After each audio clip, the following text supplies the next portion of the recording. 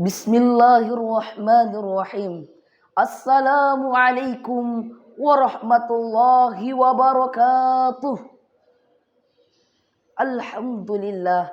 Alhamdulillahilladzi arsala rasulahu bil huda wa dinil haqq liyudhhirahu 'ala ad-dini kullihi walau karihal musyrikun walau karihal munafiqun walau karihal kafirun. Asyhadu an la ilaha illallah wahdahu la syarika lah wa asyhadu anna Muhammadan abduhu wa rasuluh la nabiyya ba'dah amma ba'du.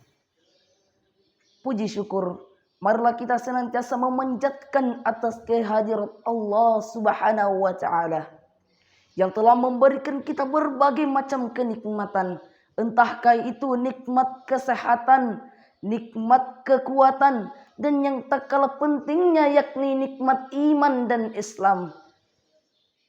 Sehingga tidak ada makhluk pun yang dapat menghitung nikmat tersebut. Allah Subhanahu wa taala berfirman, "Wa in ta'uddu ni'matallahi la tuhsuha." Jika kau menghitung nikmatku, kata Allah Subhanahu wa taala, niscaya engkau tidak akan mampu menghitungnya. Yang kedua kalinya, salawat berbingkaikan dengan salam tetap tercurahkan kepada Habibina wa syafi'ina Muhammad sallallahu alaihi wasallam. Dialah Nabi yang telah mengeluarkan kita dari zaman kejahiliaan dan membawa kita ke zaman yang penuh dengan peradaban, yakni peradaban Islamiyah, yang dimana Nabi Allah Muhammad sallallahu alaihi wasallam itulah adalah Nabi terakhir yang diutus ke permukaan bumi ini untuk memperbaiki akhlak manusia. Hadirin yang berbahagia, Allah Subhanahu wa taala memuliakan Al-Quran pada bulan Ramadan karena di dalamnya diturunkan permulaannya. Allah Subhanahu wa taala berfirman, A'udzu billahi minasyaitonir rajim.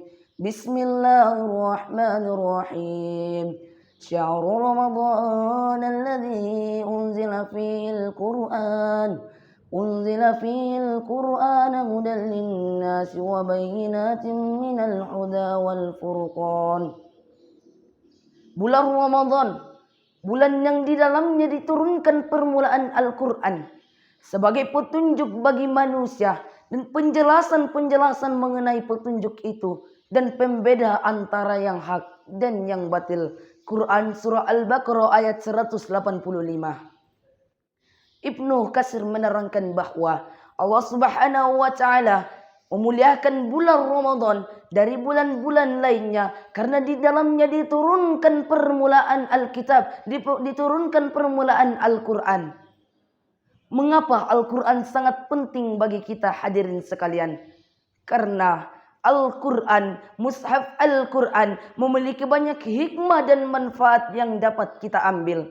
Salah satu manfaatnya jamaah sekalian yakni menguatkan hati Rasulullah SAW dan juga sebagai syafaat bagi pembacanya para hari kemudian kelak. Rasulullah SAW bersabda, "Iqra'ul Qur'ana fa innahu ya'ti yaumal qiyamati syafi'an li ashabi."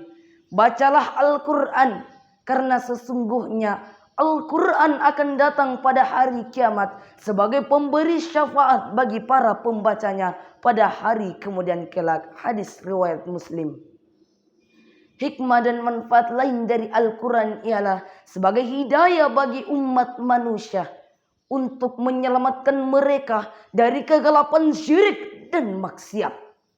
Turunnya Al-Quran secara berangsur-angsur pun memiliki hikmah tertentu jamaah sekalian, yaitu menguatkan hati Rasulullah sallallahu alaihi wasallam dan juga para sahabat mudah untuk menghafal Al-Quran. Karena kita ketahui bahwasanya generasi para sahabatlah adalah generasi terbaik umat Islam.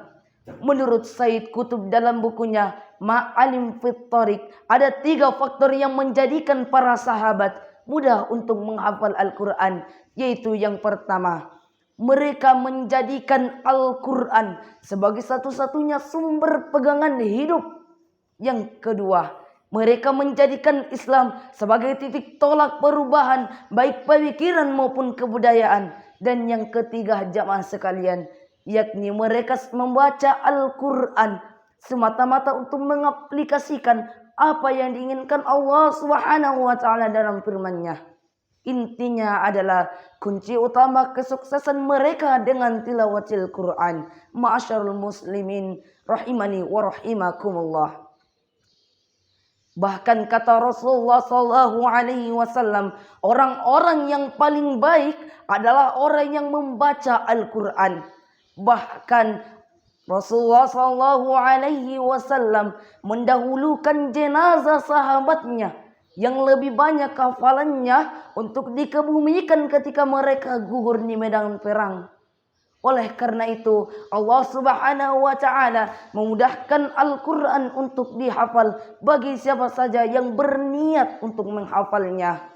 Allah Subhanahu wa taala berfirman, Bismillahirrahmanirrahim. Walaqad yassarnal Qur'ana lidzikri fahal min muddakir. Dan sesungguhnya kami telah mudahkan Al-Quran untuk diingat, maka adakah yang ingin mengambil pelajaran? Quran surah Al-Qamar ayat 22. Hadirin yang berbahagia, oleh karena itu pada bulan Ramadan kali ini marilah kita memperbanyak amalan-amalan kebaikan, baik itu amalan kecil maupun amalan besar, salah satunya dengan tilawatil Quran. Karena Allah Subhanahu wa taala berfirman yang artinya Rasulullah sallallahu alaihi wasallam Muhammad berkata, "Ya Tuhanku, sesungguhnya kaumku telah menjadikan Al-Quran sebagai sesuatu yang diabaikan." Mudah-mudahan kita bukan termasuk orang-orang yang dikatakan Allah dan Rasul sallallahu alaihi wasallam. Bayangkan ketika Al-Quran cuma berada di meja-meja rumah kita yang berlapiskan debu-debu yang menempel di mushaf tersebut. Maka apa kata pemuda dan pemudi zaman sekarang? Emang boleh? Pasti rugi dong. Hadirin yang berbahagia, sekali lagi marilah kita memperbanyak amalan-amalan kebaikan, salah satunya dengan membaca Al-Quran. Karena kata Rasulullah sallallahu alaihi wasallam, ketika kita membaca Al-Quran maka dihitung per hurufnya. Satu huruf bernilai 10 kebaikan. Dan ketika kita membaca Al-Quran pada bulan Ramadan, maka berapa pahala yang kita dapatkan hadirin sekalian? Ketika kita membaca satu halaman full, kita membaca satu juz per hari, berapa huruf yang kita dapatkan, berapa kebaikan yang kita dapatkan. Apatah lagi ketika kita mengetahui bahwasanya pada bulan suci Ramadanlah adalah bulan yang dimana pahala dilipat gandakan oleh Allah Subhanahu wa taala. Hadirin yang berbahagia, marilah kita memperbanyak kebaikan karena kita tidak mengetahui apakah pada bulan Ramadan kali ini adalah bulan terakhir kita untuk berpuasa. Karena sesungguhnya ketika kita berpuasa, Allah Subhanahu wa taala berfirman, "Ya ayyuhalladzina amanu kutiba alaikumusiyam." Bahkan Allah Subhanahu wa taala memerintahkan untuk kita berpuasa pada bulan suci Ramadan. Hadirin yang berbahagia, mungkin hanya inilah yang dapat saya sampaikan. Kurang dan lebihnya mohon dimaafkan. Askurukum ala husni ihtimamikum. Unzur ma qala wala tanzur man qala.